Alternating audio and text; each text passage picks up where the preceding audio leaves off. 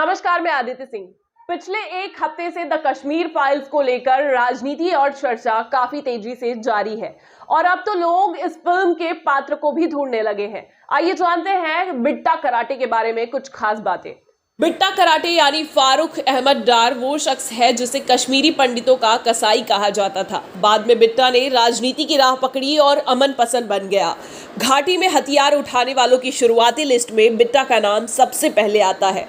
JKLF का हिस्सा बनने के बाद बिट्टा कराटे ने कश्मीरी पंडितों का जमकर खून बहाया। उसने पाकिस्तान के कब्जे वाले यानी POK जाकर ट्रेनिंग ली। 90 में जब घाटी से पलायन शुरू हुआ तो उसके पीछे बिट्टा का खौफ पंडितों के मन में था। उसने कैमरे पर कबूल किया था कि कैसे उसने कश्मीरी पंडितों की हत्या की और ऐसा करने के लिए उसे बाकायदा टॉप कमांडरों से आदेश मिले थे। अब हम बताएंगे कि एक खिलाड़ी आखिर कैसे चरयन की दुनिया का क्रूर आदमी बना।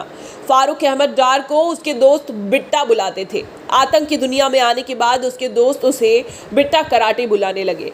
1988 में LOC पार करके POK गया।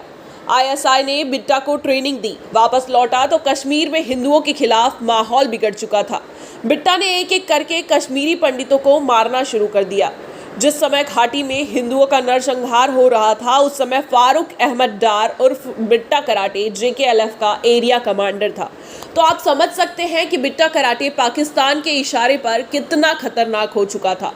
और खबरों की माने तो बिट्टा श्रीनगर की सड़कों पर खुलेआम घूमता रहता था और कश्मीरी हिंदू नजर आते ही पिस्टल निकालकर सीधा गोली मार देता था।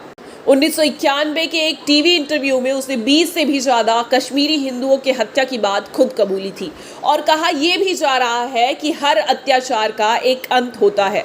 और कश्मीरी पंडितों की घाटी छोड़कर भागने के बाद 22 जनवरी को सीमा सुरक्षा बल के जवानों ने बिट्टा कराटे को श्रीनगर से गिरफ्तार कर लिया और फिर भारतीय दंड संहिता के आधार पर मुकदमा चला।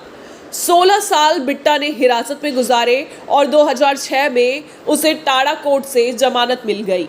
बिट्टा को रिहा करते समय अदालत ने टिप्पणी की थी कि अभियोजन पक्ष पर्याप्त सबूत देने में नाकामयाब रहा।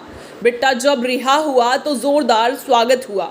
उस पर फूलों की बारिश की गई, लेकिन बिट्टा ने अब रास्ता बदल लिया है। उसने राजनीति में कदम रखा और शांति की बात वो करने लगा है और बाद में JKLF का चीफ बन गया। मनी लॉन्ड्रिंग के एक केस में NIA ने उसे गिरफ्तार भी किया और तभी से वो जेल में है। तो इस स्टोरी के जरिए आपको एक बात तो समझ में आ ही गई होगी कि भारत के चैन और अमन को बिगाड़ने के लिए पाकिस्तान आखिर किस हद तक जा सकता है और इससे पहले भी उसने आखिर क्या कुछ कदम उठाए थे।